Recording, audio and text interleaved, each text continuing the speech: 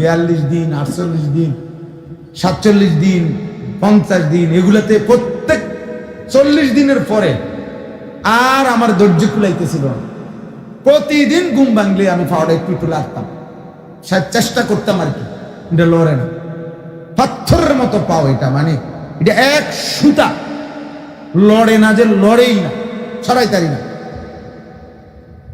এইভাবে বারবার আমি বলছি হুদা কি এর 48 দিন হয়ে গেছে, 50 দিন হয়ে গেছে, আর হইছে 60 দিন।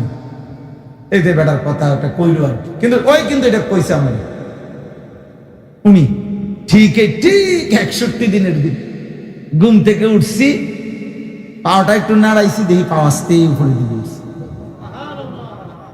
একেবারে আমার পুরো মনে আছে। অতএব ঠিক যোগ্যতা হয় একটা পর্যায়ে গিয়ে, কিন্তু তার আগেই অনেককে শয়তান ফেলে দেয়,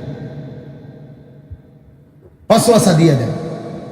তাহলে আমার কথা হইল, প্রথম কথা আপনাদের সবার কাছে, আমাদের এই ইসলাহী মাহফিলগুলোর মূল একটা মাকসাদ এটা, আপনাদের কলিজার মধ্যে এই কথা বসায় দেওয়া যে আপনাদের জীবন চলার পথে যে যেখানে আছেন প্রত্যেকের 2, 4, 10 মাইল 20 মাইলের ভিতরে খুঁজলে কোনো না কোনো আল্লাহওয়ালা আপনি পাবেন, আছে।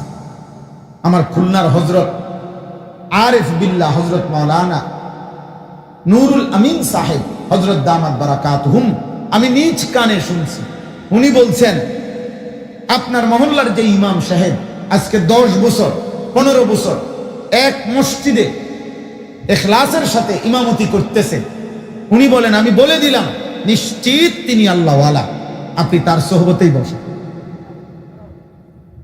একদিন আমি যশোর এক জায়গায় হযরতের সাথে ছিলাম একবার, এক সপ্তাহ সফরে।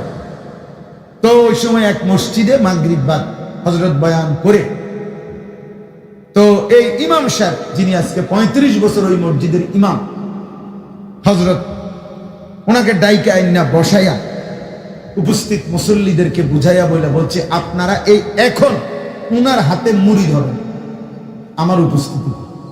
ইমাম সাহেব ওজনে কাঁদছে, মানে ইমাম সাহেব বেহুশ হয়ে যাওয়ার দশা দেয়, হায় হায় শায়েখ আমারে কি বলে এটা, হযরতের সামনে আমি কি মুরিদ বানাবো। হযরত বলছে এখন ওনাদেরকে বায়াত করেন, উনি আল্লাহ। সবার ব্যস্ততা, ফেসবুকে এখন এই বক্তার উড়াদুরা ওয়াজ, এই বক্তা লারা গেছে, এবারে আনো যেমনে পারো, কত লাগবে কেমনে আনবা, মাটির তলে দিয়া হোক, সাবমেরিন দিয়া হোক, উড়োজাহাজ হোক, ট্রাম্পের থেকে বিমান ভাড়া করে হোক, হুজুর এটা আনতে মানুষ হইব, মানুষ হইবে সোজা হবে, মানুষ হইতে, মানুষ হইলে কামিয়াব, মানুষ না হইলে কামিয়াব, খালাস। ভালো ভালো বুঝের মানুষের মাথা তো এখন এই ফিকির ঢুকে গেছে, মানুষ হইতেই হোক, মানুষ জমাইতে হবে। হায় হায়, মানুষ জমাইলে, মানুষ হইলে তা আবার তো মানুষ চলে যাবে। যে নদীতে জোয়ার আসছে সে নদীতে তো আবার ভাটাও আসছে। একটু আগে যেই নদীতে গত 3 ঘন্টা আগে ওই পর্যন্ত পানি ছিল, সেই সাগরে আবার 3 ঘন্টা পরে তো পানি অনেক তলে চলে গেছে। তাহলে এই জোয়ার আসলে কি হলো, আর ভাটা চলে গেলে কি হলো, এতে কি ফায়দা হলো? অতএব এটা মূল বিষয় না। মূল বিষয় আমার আখিরাত দরকার, মূল বিষয় আমার ভিতরে ইবাদত আমলের জজবা আসা দরকার, মূল বিষয় এটাই। আমার আখিরাতের প্রেরণা আসবে, কলিজার ভিতরে ইবাদত আমলের আগ্রহ তৈরি হবে, এটা জরুরি বিষয়। বুট বাদাম বেচা হইল, চটপটি বিক্রি হইল, দোকানপাট হইল, হই হুল্লুর হাঙ্গামা হুলস্থুল তুফান হইল, মানুষ হইল, মানুষ গেল না। আব্বা বিশ্বাস করেন, আপনাদের ভিতর থেকে এই মানসিকতা কমান, এটা কমান আপনারা। আমি বললাম কমান, এটা দুপুরেও আমি আজকে বলছি, এটা আপনারা প্রত্যেকের জায়গায় নিজ নিজ জায়গায় যার যার সামর্থ্য অনুপাতে প্রত্যেক অঞ্চলে আল্লাহ তাআলা কোরআন কারীমের মধ্যে বলছেন, প্রত্যেক জাহান্নামীকে আল্লাহ বলবে ওয়াজাআকুমুন নাযীর, তোমার কাছে আমার পক্ষ থেকে ভয় প্রদর্শনকারী বান্দা এসেছিল। আমি আখিরাতের ভয় পৌঁছাইছি, জাহান্নামের ভয় তোমার কাছে পৌঁছাইছি, আমি পৌঁছাইছি বান্দা। অতএব প্রত্যেক অঞ্চলের মানুষের জন্য আল্লাহর ভয়, আখিরাতের ভয়, কবরের ভয়, জাহান্নামের ভয় দেখাবার মতো মনোনীত নাযীর, ভয় প্রদর্শনকারী বান্দা আল্লাহ তাআলা ওই অঞ্চলের মধ্যেই রাখছে, ওই অঞ্চলেই রাখছে। গোটা বাংলাদেশের জন্য 2-4 জন বক্তা, 5-7 জন বক্তা দিয়া গোটা বাংলাদেশের মানুষের আখিরাত ঠিক করা, এটা বোকামি ছাড়ার কিছু। এই মানসিকতা চেঞ্জ করেন। আমি আমার জন্য বলছি, এই মানসিকতা চেঞ্জ করেন। সর্বোচ্চ 2 মাস, নভেম্বর এবং ডিসেম্বর, এই 2 মাসের মাহফিল দেওয়ার জন্য কমপক্ষে 1000 কাগজ জমা দিছে। তাহলে 1000 কাগজ দিয়ে 1000 আবেদন দিলে আপনি বলেন 2 মাসে কেমনে মাহফিল দিবেন? এটা কিভাবে সম্ভব? বলেন। যে যাই গুরুত্ব বলেন না, এই বক্তায় যাইতে হবে হুজুর, আপনি গেলে মানুষ সব পরের দিন সকাল থেকে জুনায়েদ বাগদাদি হয়ে যাবে। হ্যাঁ, সবাই সবাই বাইজিদ বুস্তামি হয়ে যাবে। এগুলা ধোঁকা, এই ক্ষণিকের মোহ, এগুলা ক্ষণিকের আবেগ। আজকে এর পরিচিতি বেশি, কালকে ওর পরিচিতি বেশি, কালকে অমুকের শ্রোতা বেশি, ধরো এবার হের কাছে ধরো, এবার হের কাছে ধরো। ওনার আর আগের মতো মাঠ নাই, ওনার আর আগের মতো ফিল্ড নাই, ওনার আগের মতো লোক হয় না, তো বাদ দাও, খালি ওরে বাদ দাও। নতুন এখন লোক হয় কাটার খোঁজো, তাহলে এটা কোনো কথা হইল? মানুষের পরিবর্তন দরকার, মানুষের পরিবর্তন দরকার। রাসূলুল্লাহ সাল্লাল্লাহু আলাইহি ওয়াসাল্লাম বলছেন, ওয়া আনা আখিযুন বিহুজাজিকুম আনিন নার। নবীজি বলছেন, আমি আমার একটা একটা উম্মতকে কোমরে জড়িয়ে ধরে ধরে আমি চেয়েছি জাহান্নামের আগুন থেকে বাঁচাতে। কোমরে জড়াইয়া ধরে চাইছি।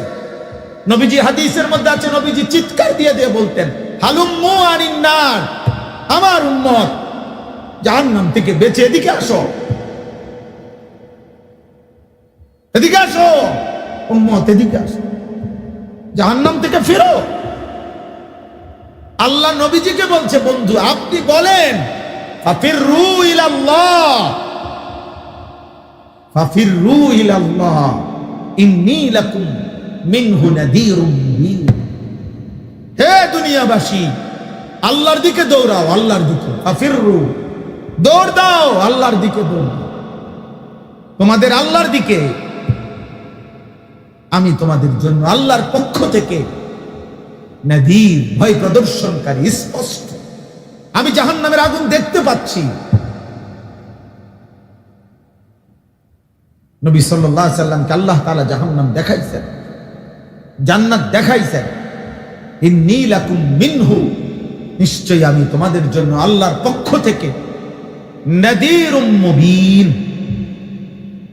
স্পষ্ট ভয় প্রদর্শন, স্পষ্ট ভয় প্রদর্শন। উঠান উঠান ভাই, ছবি উঠান, একটু পরিষ্কার করে উঠান ভাইয়া, বাইরে এসে উঠান, এই জানালাওয়ালা ভাই এখানে এসে উঠান ছবি, আসেন আসেন, ছবি উঠান আব্বা, ছবি উঠান, আকাম করতে আসছেন। আহা, জিন্দিগিটাই বানায় নিছে মোবাইল, এক জীবন মোবাইল নির্ভর জীবন। জীবনের হাসি কান্না, আনন্দ বেদনা, আবেগ উচ্ছ্বাস, পছন্দ অপছন্দ, রুচি ভালোবাসা, সবকিছু মোবাইল, সব কিছুই মোবাইল। হাসলেও লাইভ হয়, কান্দলেও লাইভ হয়। হ্যাঁ, আমি কান দিয়ে আপনারা দেখেন, লাইভে দেখেন, বুঝলেন না? ভাই মোবাইল চালু করিয়া বউরে দেখাইয়া কাবা ঘরের সামনে, আল্লাহর ঘরের দরজার সামনে মোবাইল মনে কর এবারে আল্লাহ আল্লাহ আল্লাহ আমারে কি জামাই দিছে। আর শেষ জামানার এই এক শেষ হল যে লাইভে কান্দে। এখন আল্লাহর মেহেরবানি লাইভ বেকারি, লাইভ তরমুজ, লাইভ রসমলাই, সবকিছু লাইভ, সব লাইভ।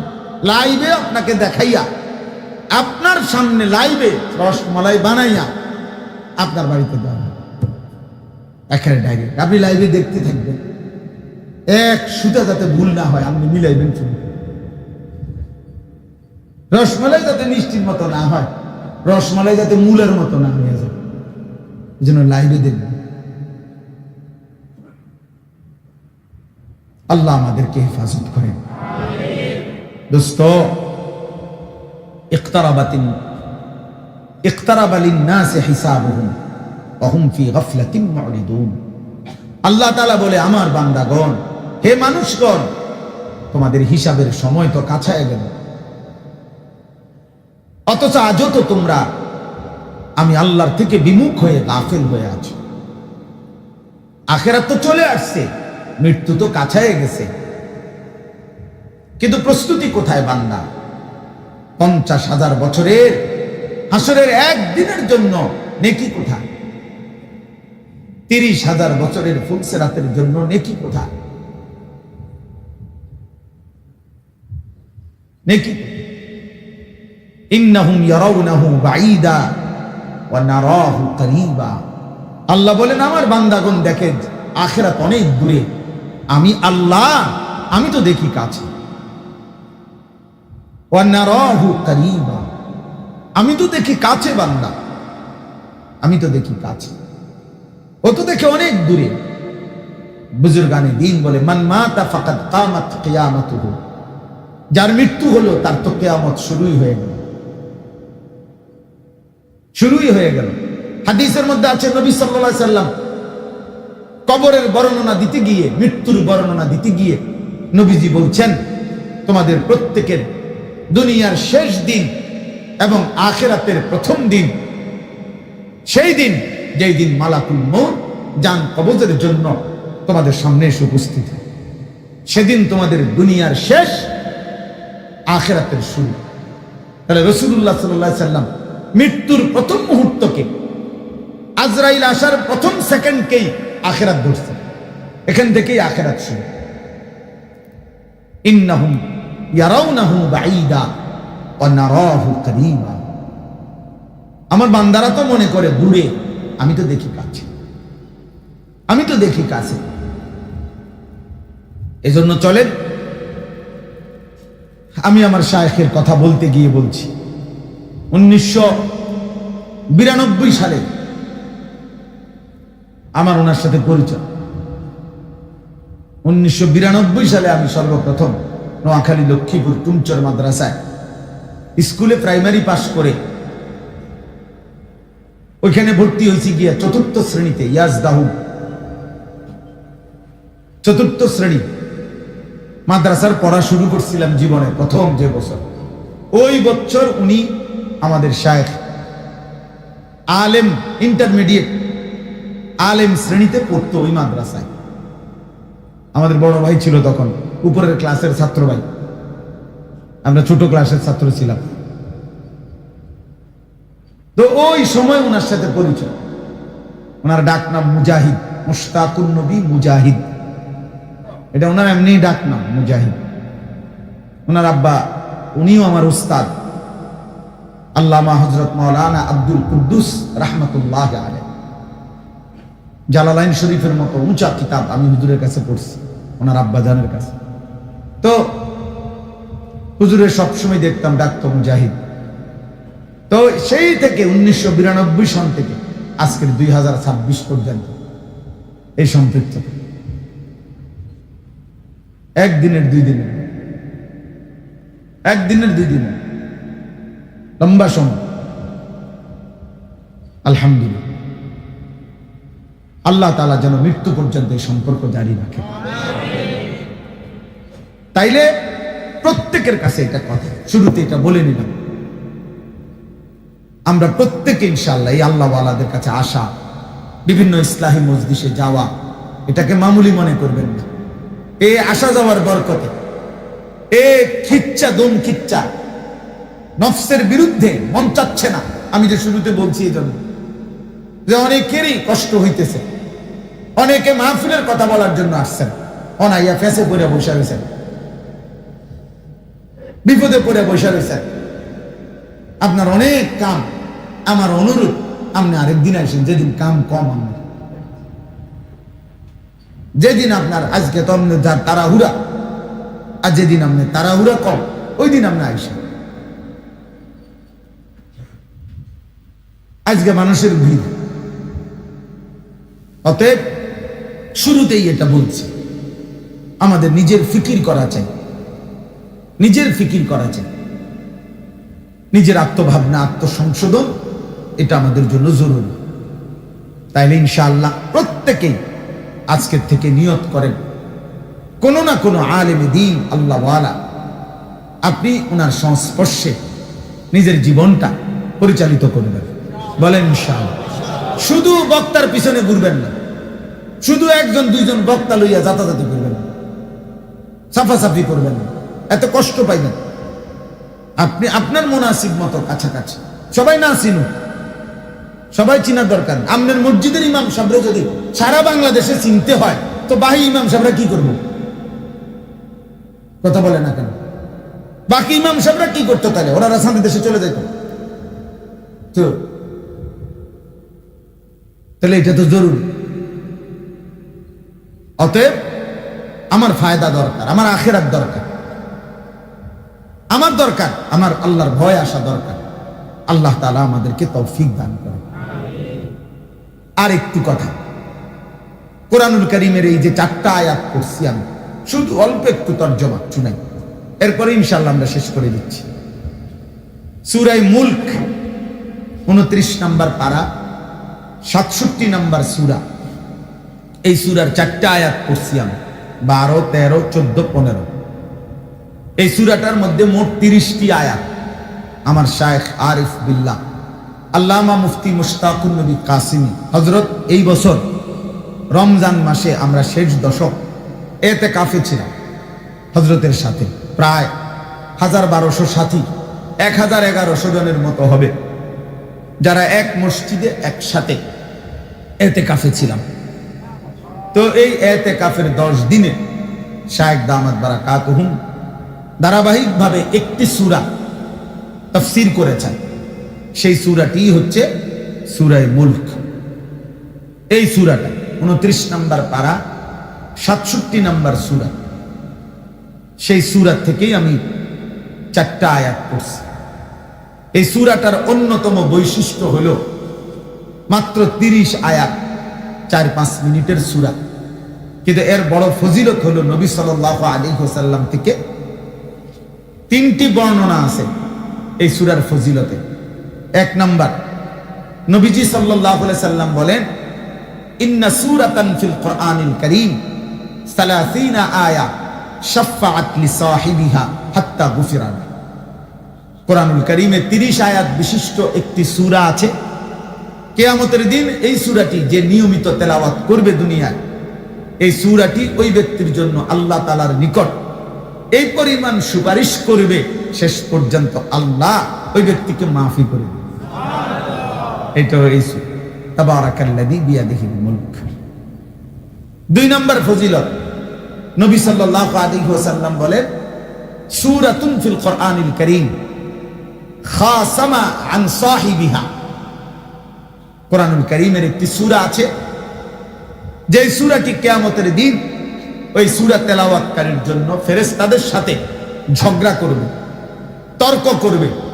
ফেরেশতারা তাকে জাহান্নাম দিতে চাইবে, আর সূরাটা বলবে, এই বান্দা আমাকে নিয়মিত পড়তো, তেলাওয়াত করতো, আমি তারে জাহান্নামে নিতে দেব না। এই তর্ক, খাসামাত, তর্ক করবে, বিতর্ক, ঝগড়া। আল্লাহ নবী সাল্লাল্লাহু আলাইহি সাল্লাম বলেন, হাত্তা আদখালাতুল জান্নাহ, এমনকি এই সূরাটি শেষ পর্যন্ত ওই ব্যক্তিকে জান্নাতে ঢুকাইয়াছে। এই সূরা মুলক। 3 নাম্বার, আল্লাহর নবী সাল্লাল্লাহু আলাইহি ওয়াসাল্লাম বলেন আল মানিআ আল মুনজিয়া, এই সূরাটি বাধা দানকারী, রক্ষাকারী। কিসের থেকে? তুমজিহি মিন আযাবিল কবর। আল্লাহর নবী সাল্লাল্লাহু আলাইহি ওয়াসাল্লাম বলেন, যে ব্যক্তি নিয়মিত এই সূরাটি তেলাওয়াত করবে, এই সূরাটি তাকে, ওই ব্যক্তিকে কবরের আযাব থেকে রক্ষা করবে। কবরের আযাব থেকে রক্ষা পাওয়ার একটি পরীক্ষিত নববী প্রেসক্রিপশন নবী সাল্লাল্লাহু আলাইহি ওয়াসাল্লাম বলছেন এই সূরা মুলক তেলাওয়াত করা। আল্লাহ নবী সাল্লাল্লাহু আলাইহি ওয়াসাল্লাম এটাকে, এই ফজিলত নবীজি সাল্লাল্লাহু আলাইহি ওয়াসাল্লাম উল্লেখ করেছেন। এবার ছোট্ট কথা হলো, রাসূলুল্লাহ সাল্লাল্লাহু আলাইহি ওয়াসাল্লামের একাধিক হাদিসের বর্ণনা দ্বারা এই কথা স্পষ্ট যে কবরের আযাব সত্য। আহলে সুন্নাত ওয়াল জামাতের সর্বসম্মত আকীদা, কবরের আযাব সত্য। আযাবুল কবরে হাক্কুন, কবরের আযাব সত্য। নবী সাল্লাল্লাহু আলাইহি ওয়াসাল্লাম 5 ওয়াক্ত নামাজের পরে যে দোয়াগুলো পড়তেন, তার মধ্যে একটি দোয়া এটাও ছিল যে তিনি প্রত্যেক নামাজের পরে দোয়ার মধ্যে কবরের আযাব থেকে পানাহ চাইতেন। আল্লাহুম্মা ইন্নী আউযু বিকা মিন আযাবিল কবর ওয়া মিন ফিতনাতিল কবর। আয় আল্লাহ, আমি কবরের আযাব থেকে পানাহ চাই, কবরের মুসিবত থেকে পানাহ চাই। আল্লাহর নবী সাল্লাল্লাহু আলাইহি সাল্লাম একদিন চলার পথে 2টা কবরের দিকে ইশারা করে সাহাবাদেরকে বললেন, ইন্নাহুমা ইউআযাবানি ফিল কবর, এই 2 কবরে আযাব হচ্ছে। প্রথম কবরে আযাব হইতেছে, নবীজি বলছেন এই ব্যক্তি প্রস্রাব করে ঠিকমতো পবিত্র হতো না, পেশাব করে ঠিকমতো পবিত্র হতো না। লা ইয়াস্তানজাহু মিন বাউলিহি অথবা লা ইয়াস্তাতিরু মিন বাউলিহি, 2টা অর্থ, 2টা রিওয়ায়াত। এই লোকটি পেশাব করতে গেলে সতর, মানুষের দৃষ্টির আড়াল ঠিকমতো খেয়াল করত না, জেন্দে মুতে ধরছে, জেন্দে মুতালেছে। কিছু মানুষের একবারে ফালতু মানুষ, একদম ফালতু লোক, এই রাস্তাঘাটে চলতে ফিরতে যেখান দিয়ে পেশাবে ধরছে এখান দিয়ে বসে যাওয়া, একদম নিচু মানসিকতা, কমজাত মানুষের কাজ। হ্যাঁ ভাইয়া, নিচু মানসিকতার কাজ এটা একটা ছোট লোকই কাজ। ভদ্র শরীফ একজন মার্জিত মানুষ, রুচিশীল মানুষ এমন হইতে পারে না। আবার রাসূলুল্লাহ সাল্লাল্লাহু আলাইহি সাল্লাম বলছেন, কোন বর্ণনা আছে এই লোকটি প্রস্রাবের ছিটা থেকে ঠিকমতো নিজের কাপড় পবিত্র রাখত না, অর্থাৎ এমন জায়গায় পেশাব করছে যে পেশাবের 2টা-4টা ছিটা পাল্টা আইসা কাপড়ে পড়ছে, লুঙ্গিতে। তাহলে বোঝা গেল প্রস্রাবের 2টা ছিটা, এইটা যার গায়ে লাগছে দেখে আযাব হয়। বছরের পর বছর, দিনের পর দিন যে নাফরমান পেশাব করে পানি নেয় না, টয়লেট পেপার ব্যবহারই করে না, তার পেশাব কি পরিমাণ প্যান্টে এবং লুঙ্গিতে জমা হয়, তার কি হবে, তার অবস্থা কি হবে? কে বুঝাবে? জেনারেল শিক্ষিত আমাদের অনেক ছেলে পেলে, ও তো বুঝেই না, এটা তো এর বইয়ের, এটা পদার্থ বিজ্ঞানও নাই, জীববিজ্ঞানও নাই, উচ্চতর গণিত ওইটা নাই, প্রথম পত্রেও নাই, সেকেন্ড পার্টেও নাই, এটা নাই, এটা কোনো বিষয় না, এটা কোনো আলোচ্য বিষয় না।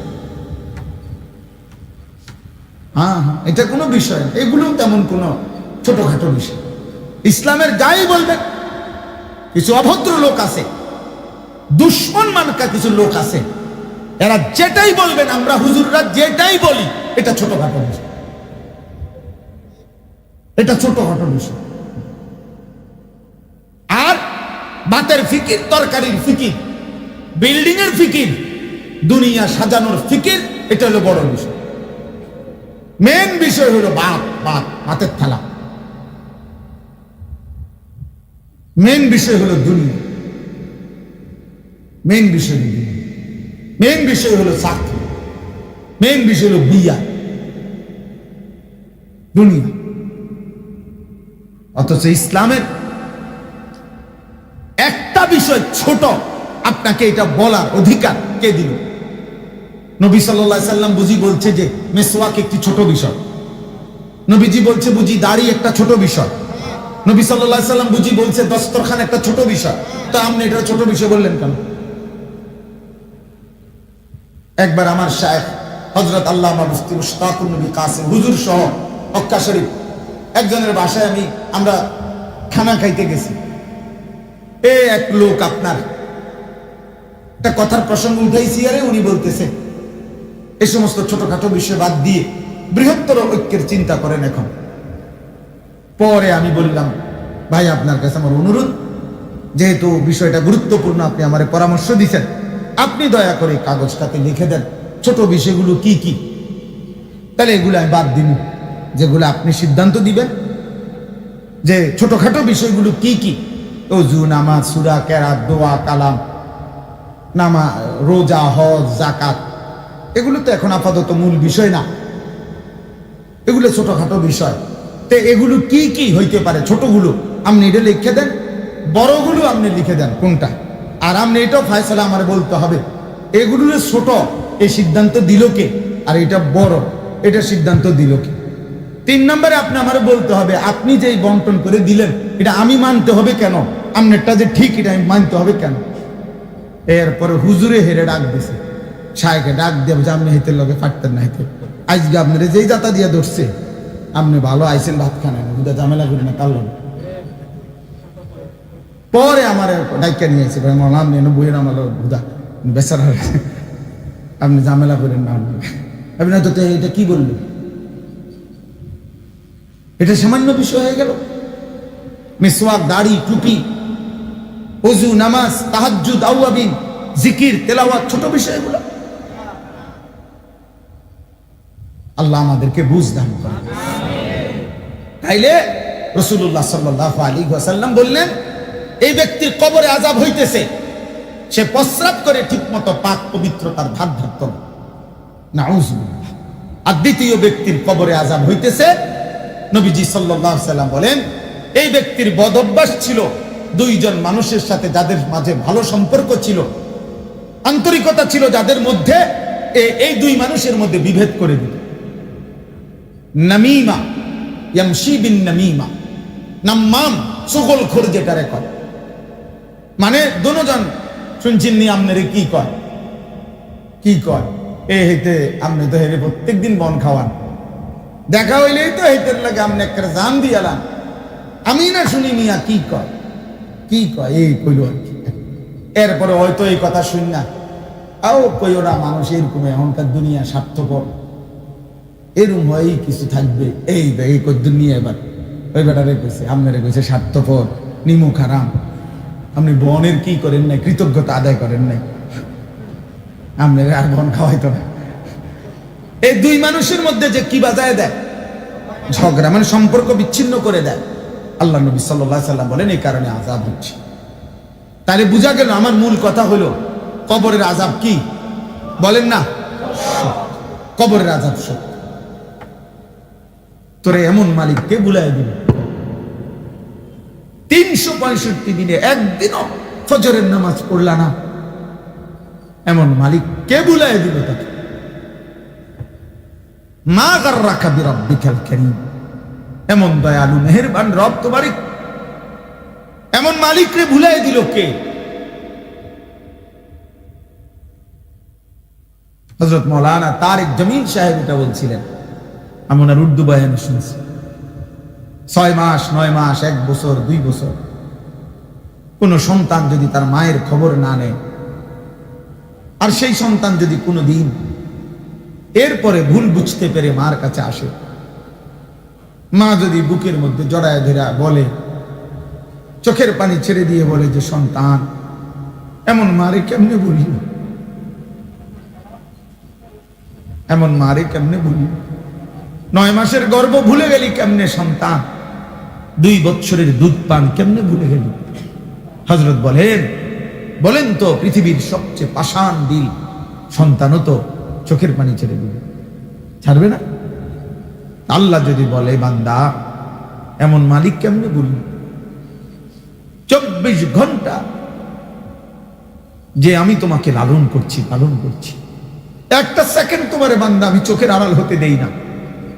আমি প্রায় দিন চিন্তা করি, আমার এটা অনেক দিন মনে হয় যে আমি যখন ঘুমাই আমার নাকের 2টা ছিদ্র খোলা থাকে, আমার কান 2টা খোলা থাকে। আমার নিরাপত্তা কিসের? আমি তো ঘুমাই, আমার কানের মধ্যে যদি পোক ঢোকে, আমার 2টা নাকের ভিতরে যদি পোক ঢোকে, মারাত্মক কোনো ক্ষতিকারক কিছু ঢোকে, আল্লাহ তাআলা কোরআনুল কারীমের মধ্যে স্পষ্ট বলছে, লাহু মুআক্কিবাতুম মিন বাইনি ইয়াদাইহি ওয়া মিন খালফিহি ইয়াহফাজুনাহু মিন আমরিল্লাহ। সুবহানাল্লাহ। আল্লাহ তাআলা বলে, বান্দা তোমার সামনে পিছনে চতুর্দিক থেকে আল্লাহ তাআলা বলেন আমার মুআক্কিবাত, তোমাকে সতর্ক পাহারা দানকারী ফেরেশতাগণ রয়েছে। ইয়াহফাজুনাহু মিন আমরিল্লাহ, আল্লাহর হুকুমে যারা আমার বান্দাকে হেফাজত করছে। তোমার নাক পাহারা দেয়, তোমার কান পাহারা দেয়, ফেরেশতা পাহারা দেয়। ফেরেশতা তো শুধু এই 2 জন না মিয়া, আরো ফেরেশতা আছে। এই 2 জন তো লেখে না, অন্যান্য কাজ আমাদের ফেরেশতা করছে। আমাদেরকে নেক কাজের প্রেরণা দেয় ফেরেশতা আছে। আমাদের ভিতরের অঙ্গ প্রত্যঙ্গের সার্কুলেশন জারি রাখে আলাদা ফেরেশতা আছে, আলাদা ফেরেশতা আছে। অতএব এমন মালিক ভুলে যাওয়া, আল্লাহকে ভুলে যাওয়া, কবরের আযাবকে ভুলে যাওয়া, বা আখিরাত তো আরো সামনে, হাসরের ময়দান তো আরো সামনে। আপনারা সবাই ভাবেন, আমিও ভাবি,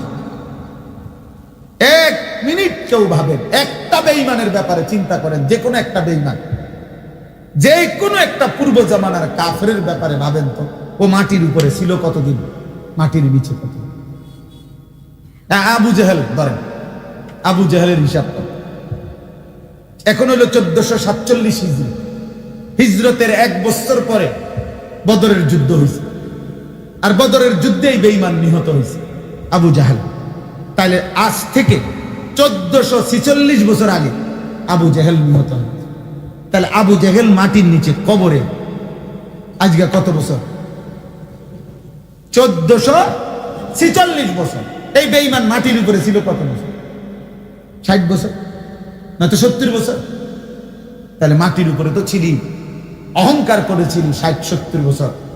শুধু মাটির নিচে কবরের আযাবে আছে, জাহান্নামের আযাব তো সামনে, হাসরের ময়দানের আযাব তো সামনে, শুধু কবরেই তো আছে 1446 বছর। আরো থাকবে কতদিন কে জানে।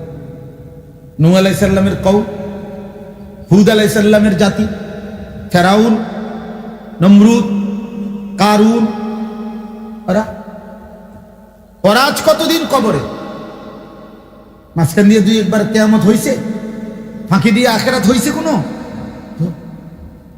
আর আখিরাত হইলে অসুবিধা হয় কি, লাভ কি হবে? আখিরাত হইলে তো জাহান্নাম, জাহান্নাম না। যদি ফাঁকি দিয়ে কিয়ামত হইতো তো কি লাভ হইতো? হ্যাঁ, কবর থেকে জাহান্নাম, হাজতির থেকে এখন কয়েদি, হে তো জেলখানাতে। আল্লাহ আমাকে মাফ করুন। এই জন্য আল্লাহ তাআলা বলেন, ইন্নাল্লাযীনা ইয়াখশাউনা রাব্বাহুম বিল গায়ব, নিশ্চয়ই যারা তাদের রব আল্লাহকে ভয় করে না দেখে, লাহুম মাগফিরাতুম ওয়া আজরুন কাবীর, আল্লাহ তাআলা বলেন আমার পক্ষ থেকে তাদের জন্য রয়েছে মাগফিরাত, ক্ষমা, এবং শ্রেষ্ঠতম প্রতিদান জান্নাত। সাওয়াবুন জাযীল, তাফসীরে লিখছে আই আল জান্নাহ। এই শব্দটার 2টা অর্থ। ইয়াখশাউনা রাব্বাহুম বিল গায়ব, যারা তাদের রবকে ভয় করে, বিল গায়ব, অদৃশ্যভাবে। এই কথার 2 অর্থ। 1, আল্লাহকে না দেখে, আল্লাযীনা লাম ইয়ারাউহু, তাফসীরের শব্দ। যারা আল্লাহকে দেখে নাই অথচ তাকে ভয় করে ফিসসিররি ওয়াল আলান, গোপনেও প্রকাশ্যেও, একাকীও সবার সাথেও, হার হালাতে তার কলিজার ভিতরে এটা আছে, আমার আল্লাহ আছে, আমার আল্লাহ আছে। আল্লাহ তাআলা বলেন এই ফিকির যার মধ্যে আছে, না দেখেই আল্লাহকে প্রতিনিয়ত যে ভয় করে, এইটা হলো একটা তর্জমা। আর আরেকটা তর্জমা হলো আল্লাযীনা ইয়াখশাউনা রাব্বাহুম বিল গায়ব আই ইয়াখাফুনা আযাব রাব্বিহিম, যারা তাদের রবের আযাবকে ভয় করে। কোরআনুল কারীমের মধ্যে আছে আল্লাহ তাআলা বলেন আলহাকুমুত তাকাসুর হাত্তা যুরতুমুল মাকাবির। এই যে কবর, মাকাবির, আল্লাহ বলেন আমার বান্দাগণ দুনিয়া বাড়ানোর নেশা তোমাদেরকে আখিরাত ভুলাইয়া দিল, দুনিয়াতে ব্যস্ত করে দিল। তবে মনে রেখো আখিরাত যতই ভুলে থাকো, দুনিয়া যতই ব্যস্ত হয়ে পড়ো, হাত্তা যুরতুমুল মাকাবির, এমনকি তুমি কবরস্থানেই পৌঁছো। একদিন তুমি কবরস্থানে পৌঁছতেই হবে, একদিন পৌঁছতেই হবে। ইয়াওয়াদ্দু আহাদুহুম লাউ ইউআম্মারু আলফা সানা, আল্লাহ তাআলা বলেন নাফরমান পাপী একথা মনে মনে ভাবে, আহা আমি যদি 1000 বছর হায়াত পাইতাম। লাউ ইউআম্মারু আলফা সানা, যদি হায়াত পাইতাম কত বছর? আল্লাহ তাআলা বলেন হে নাফরমান, ধরে নাও তোমাকে আমি 1000 বছরের হায়াত দিলাম বান্দা, আচ্ছা দিলাম, যাও, কিন্তু তুমি শুধু আমার এটা বলো 1000 বছর হায়াত পেয়ে তুমি আযাব, মৃত্যু, কবর ফিরাইতে পারবা কিনা? তো তাহলে বেহুদা লাভ কি? এমন যদি হইতো হুজুর আর আমি যদি 5টা বছর সুযোগটা পাই, আলহামদুলিল্লাহ যে লাইন করে রাখছি, আর 5টা বছরে ইনশাআল্লাহ এভাবে গুছাইয়া ফেলতে পারবো, আজরাইলের আব্বা তাগো বংশের কেউ আমার খুঁজে পাইত না, আজরাইলের বংশের কেউ খুঁজে পাবে এমন সম্ভব? 1000 বছর হায়াত পেলেও মৃত্যুকে ঠেকানো সম্ভব? তাইলে আপনি আযাবকে ঠেকাবেন কেমন? ওমা হুয়া বিমুজাহজিহি মিনাল আযাবি আন ইউআম্মার, আল্লাহ বলে বান্দা তোমার দীর্ঘ হায়াত তো তোমার আযাব থেকে প্রতিহত করতে পারবে না। বাবা বেহুদা হায়াত চাচ্ছ কেন? লাভ কি হবে? লাভ কি হবে? বরং গুনাহ ছাড়ো, বরং কি ছাড়ো?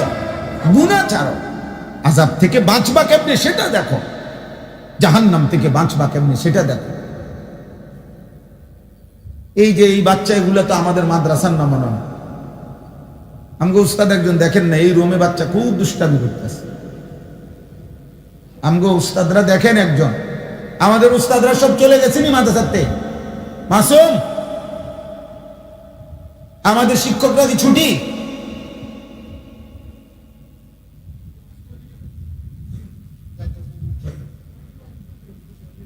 কই আমগো হুজুররা তো একজনও দেখি না এখানে।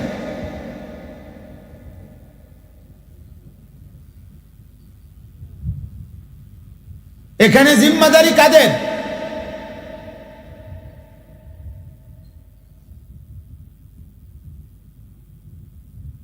জি, তাইলে এই জন্য বললাম আল্লাহ তাআলা আমাদেরকে বুঝ দান করেন। কবরের আযাব সত্য।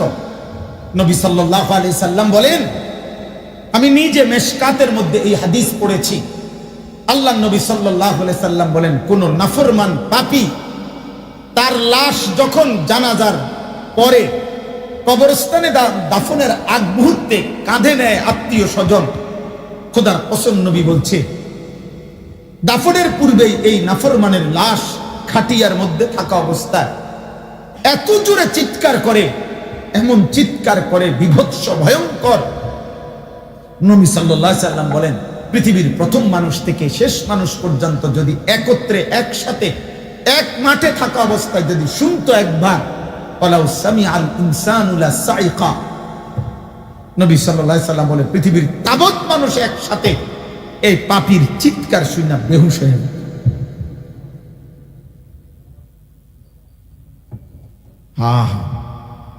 এখনো কবরে নেয় নাই। ইয়া ওয়াইলাতা ইয়া লাইতাহা ইলা আইনা কদ্দামতুমুনি, নাফরমান চিৎকার করে আর বলে, আমার স্বজনরা আমারে কই নিচ্ছ বাবা, আমার ছেলে তুই কাঁধে করে আমারে নিচ্ছিস কোথায় আব্বা? আমার ভাতিজা তুই আমারে কই নিচ্ছ? আমার ছোট ভাই আমারে কাঁধে করে তুমি কই নিচ্ছ? কেন নিচ্ছ এই খবর? আমার তো মাইরা লাগবে ওই খবরে, আমার তো শেষ করে ফেলবে। আমি আজরাইলের যেই দৃশ্য দেখছি, হ্যাঁ, স্বজনদেরকে ডাক দেন। আল্লাহ নবী সাল্লাল্লাহু আলাইহি সাল্লাম বলেন, কায়নাতের জিন আর মানুষ ছাড়া আল্লাহর বাকি মাখলুক সেই চিৎকার শুনতে পায়, কিন্তু আল্লাহ তাআলা তার দয়া করে জিন আর মানুষকে শুনতে দেয় না, আল্লাহর ইচ্ছায়। হ্যাঁ, আল্লাহ শুনতে দেয় না। যদি শুনতো তো সব বেহুশ হয়ে যেত। ওই হাদিসের ব্যাখ্যায় আমরা পড়ছি, তাহলে আর কোনো মানুষ কোনোদিন কারো লাশ দাফন করতো না, কাঁধে নিত না। কেমনে নিমু? আমি যদি আলগি দিলে চিৎকার মারে, যদি চিল্লানি মারে, কি হবে আমার অবস্থা? এই ভয়ে কেউ আর লাশ কাঁধে নিত না, দাফন করতো না। নবী সাল্লাল্লাহু আলাইহি সাল্লাম বলেন, লাউ তা'লামুনা মা আ'লামু লা দাহিকতুম কালিলা ওয়া লা বাকাইতুম কাসীরা ওয়া মা তালাদ্দাতুম বিন নিসাই আলাল ফুরুশাত। আমার উম্মত, আমি কবরে যে আযাব দেখছি রে, জাহান্নামের যে আযাব আমি দেখেছি উম্মত, যদি আমি যা দেখছি জানছি তোমরা যদি তার সামান্য পরিমাণ জানতে, আর কোনোদিন হাসতে না, আর কোনোদিন চোখের কান্না বন্ধ হইতো না, আর কোনোদিন স্ত্রীর সাথে স্বামী স্ত্রীর মেলামেশা করতে না, আর আনন্দ আর ফুর্তি হারায় যেত। আমি দয়া করে তোমার ঘরের পাশের কবরস্থানে আযাবের পর আযাব চলতেছে, কিন্তু আমি আড়াল করে রাখছি বান্দা, নয়তো তুমি দুনিয়ায় টিকতাম না।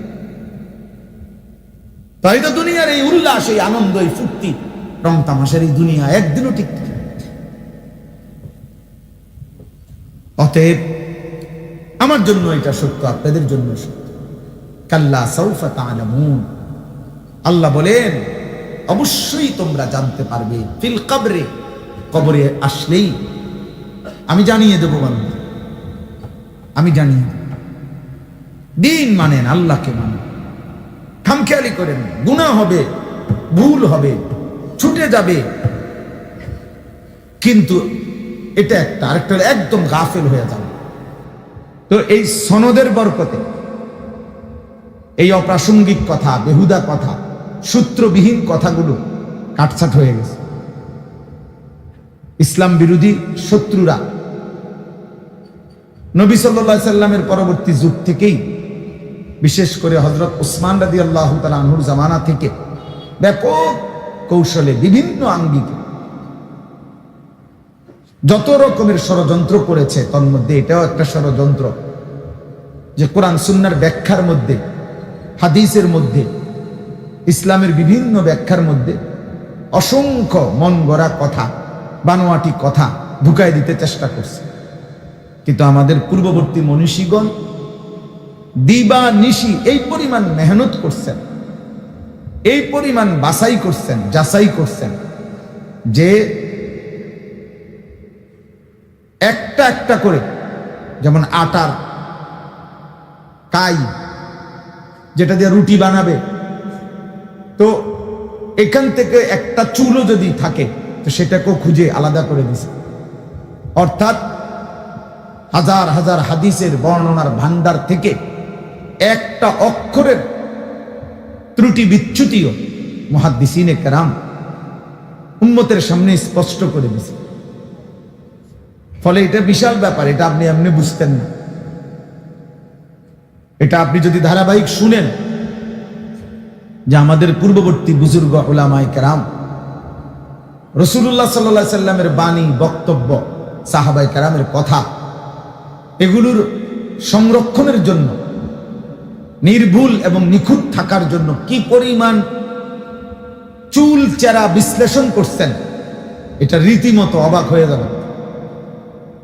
এজন্য সারা পৃথিবীর সমস্ত অমুসলিম দার্শনিক যারা পণ্ডিত, তারা পর্যন্ত অকপটে এই কথার স্বীকৃতি দেয়, সে পৃথিবীতে একটি স্বীকৃত কথা যে জরাহ তাদিল, প্রত্যেক কথার বর্ণনাকারীর পূর্ণাঙ্গ যাচাই বাছাই, এটা ইসলামের মধ্যে উলামায়ে কেরাম মুসলিম মনীষীগণ যে পরিমাণ করেছেন, পৃথিবীর আর কোনো শিক্ষা, আর কোনো বুদ্ধিজীবী পণ্ডিত কোনো জ্ঞানের ক্ষেত্রে অন্য কেউ পৃথিবীতে করতে পারেনি।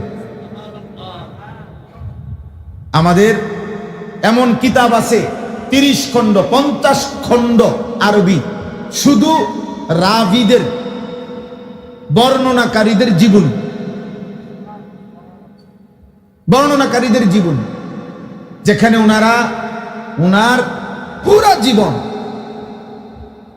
শতভাগ, আজকে দুনিয়া যেরকম কম্পিউটারাইজড পরীক্ষা, তার চাইতে বেশি নিখুঁতভাবে পরীক্ষা করছে।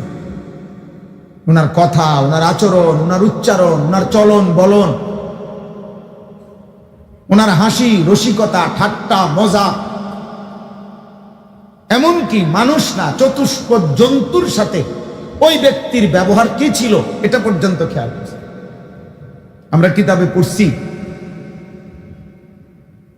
একজন হাদিস বর্ণনাকারীর কাছে গেছেন আরেকজন তালেব ইলম হাদিস শুনবার জন্য, গিয়া দেখছেন উনি ঠিক ওই টাইমে ওনার উট অথবা বকরিকে বাড়ির দিকে আনতেছে, হাতের মধ্যে খাবারের মতো কিছুর নমুনা দেখাইয়া, কিন্তু হাতে কিছু খাবার নাই।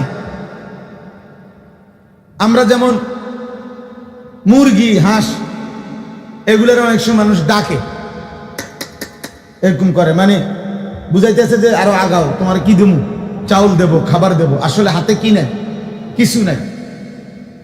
তো তালেব ইলম দেখছে এটা, যে ওনার হাতে তো কোনো খাবার নাই, কিন্তু উনি যে অবোধ এই প্রাণীটাকে ডাকতেছে খাবারের আশা দিয়া, কই, এটা তো ধোঁকা। বলছে যিনি একটা চতুষ্পদ প্রাণীকে ধোঁকা দিতে পারে, তিনি তো রাসূলুল্লাহ সাল্লাল্লাহু আলাইহি সাল্লামের হাদিস যে ধোঁকা দিবে না, মিথ্যা বলবে না, ভুল বলবে না, তার কি নিশ্চয়তা? এই জন্য ওইখান থেকে ফিরে চলে গেছে, শুনে নাই। বলছে না, ওনার হাদিস শোনা যাবে না। এটা ইসলামের সম্পদ, এই সনদ, এই সূত্র পরম্পরা, রাবিদের জীবনী, জরাহ তাদিল, অর্থাৎ বর্ণনাকারীর প্রশংসা কিংবা নিন্দা, উভয়টাই করছেন ওনারা। তার গুণটাও তুলে ধরছেন, তার দোষটাও হাদিসের সংরক্ষণের জন্য তুলে ধরছেন, স্পষ্টভাবে কাট কাট করে বলে দিছেন যে ওনার মুখস্থ শক্তি কম, ওনার কথার মধ্যে মিথ্যাবাদিতা আছে, ওনার কথার মধ্যে বানোয়াট করার প্রবণতা আছে, উনি বানাইয়া বলার অভ্যাস, ওনার মধ্যে ওয়ারা, আল্লাহ ভীতি কম, এইভাবে মানে কাট কাট বলে দিছে। এমনও আশ্চর্য আছে যে মানুষ যাকে জগৎ বিখ্যাত মুহাদ্দিস মনে করত, অথচ সমসাময়িক অন্য মুহাদ্দিস বলছে যে আমি কাবা ঘরের সামনে দাঁড়াইয়া বলবো ওই মৃত্যু। ভয়ানক ব্যাপার। এই নিখুঁত চুলচেরা বিশ্লেষণ, এর বরকতে আজকে এখনো পর্যন্ত ইসলাম আলহামদুলিল্লাহ আল্লাহর দয়ায় সংরক্ষিত। মুসলিম আউয়ালের মধ্যে মুকাদ্দমায় আমরা পড়ছি, মুসলিম শরীফের ভূমিকায় আছে একজন বিখ্যাত তাবিঈ বুশাইর আল আদাবি রাহিমাহুল্লাহ। হযরত আব্দুল্লাহ ইবনে আব্বাস রাদিয়াল্লাহু তাআলা আনহুমার মতো সাহাবীর সামনে অন্যান্যদের উপস্থিতিতে হাদিস বর্ণনা করতেছিলেন যে নবীজি বলেন একটা একটা করে। হযরত আব্দুল্লাহ ইবনে আব্বাস রাদিয়াল্লাহু তাআলা আনহুমা তিনি অন্যমনস্ক, উনি এর কথাই শোনে না, ওর দিকে তাকায়ও না। কিছুক্ষণ পরে ওই তাবিঈ বলতেছেন, হযরত আমি রাসূলুল্লাহ সাল্লাল্লাহু আলাইহি সাল্লামের হাদিস বলছি, আপনাকে কেমন যেন অন্যমনস্ক মনে হচ্ছে যেন আপনি কোনো পাত্তাই দিচ্ছেন না, বিষয়টা কি? হযরত আব্দুল্লাহ ইবনে আব্বাস রাদিয়াল্লাহু তাআলা আনহুমা বললেন, যতক্ষণ পর্যন্ত তুমি প্রত্যেকটি হাদিসের শুরুতে তুমি কার থেকে শুনছো, তিনি কার থেকে শুনছে, নবীজি পর্যন্ত সেটা না বলো, ততক্ষণ তোমার হাদিস বর্ণনা আর তোমার সাধারণ কথা আমার কাছে বরাবর, কোনো মূল্য নেই। এগুলো আমার কাছে কোনো মূল্য নাই। তুমি সনদ বলো, সনদ বলো। সেই সাহাবাদের জামানায় ওনারা এই গুরুত্ব দিয়েছে। সাহাবাদের কাছে সর্বজন স্বীকৃত হযরত আবু হুরায়রা রাদিয়াল্লাহু তাআলা আনহু সবাই জানতো, সবার কাছে প্রসিদ্ধ ছিলেন হাদিস বর্ণনার ক্ষেত্রে তিনি শ্রেষ্ঠ। সেই আবু হুরায়রা রাদিয়াল্লাহু তাআলা আনহুর জীবনে একবার এমন হয়েছে যে ওমর রাদিয়াল্লাহু তাআলা আনহুর সামনে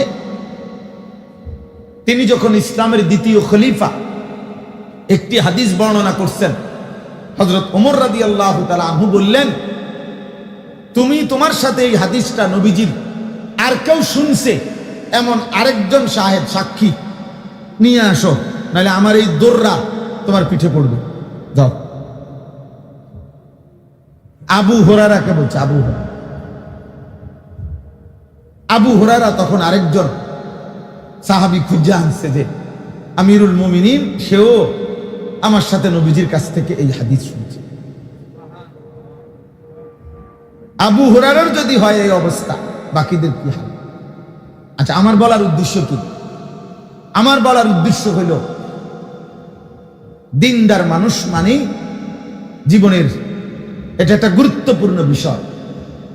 কোন আল্লাহওয়ালা, কোন মুত্তাকি, কোন বা আমল বুজুর্গ আলেমে দ্বীনের সাথে সুখে দুঃখে নিজেকে জুড়ে রাখা,